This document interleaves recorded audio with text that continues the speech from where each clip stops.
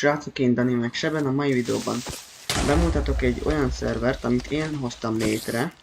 Nem volt valami nehéz, de szeretném, hogy ha akarnátok játszani ezen a szerveren, akkor gyertek föl, vagy Vanilla Java Edition-nel tudtok följönni.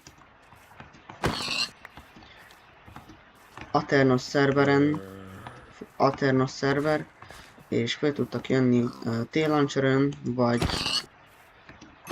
vagy hát originál Minecraftotok van, akkor azzal is fel tudtok jönni.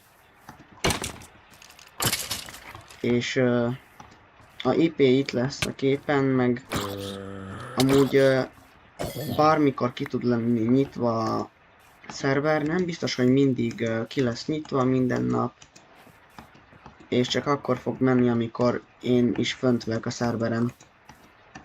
Köszönöm, hogy megnéztétek ezt a bemutató videót, sziasztok!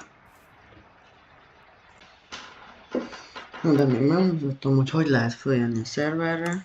Itt vagytok a főmenübe, bekapcsoltátok a T-Launchert vagy a Original Minecraftot, bejöttök ide a több játékos módra. Szerver, ide beírjátok az IP-t, ami itt lesz a képernyőn.